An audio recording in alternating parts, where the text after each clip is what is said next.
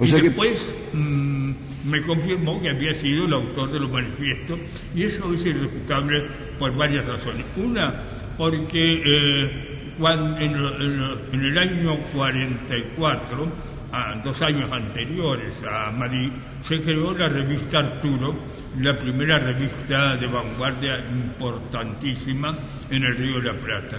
Y ahí Carmelo tenía ya su 30 y pico de años, mientras que Yula Cosiche era un poeta veinteañero.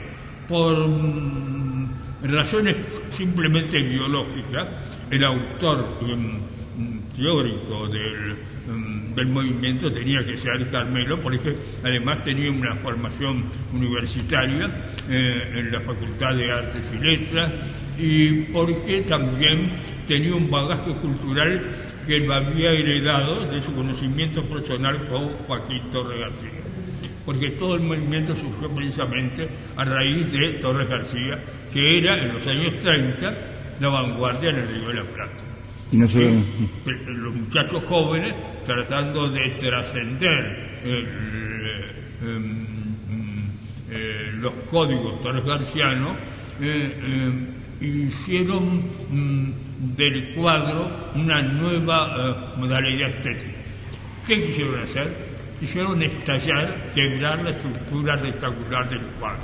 Una estructura que desde el Renacimiento hasta hoy había predominado como el cuadro ventana.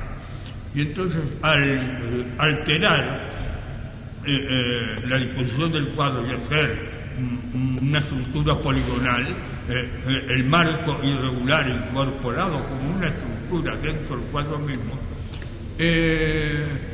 los Madrid emanciparon a la obra, a la pintura, a la escultura y a todas las artes en general de la servidumbre del tema, de la narración, de la anécdota, del sentimentalismo.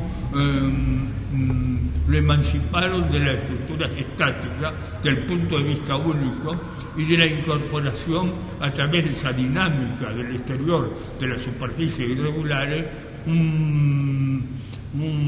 una emancipación de la interpretación por parte del espectador. Es decir, emancipa también el espectador de los códigos habituales para que vaya inventando sus propios códigos e interpretar a su vez la obra observada.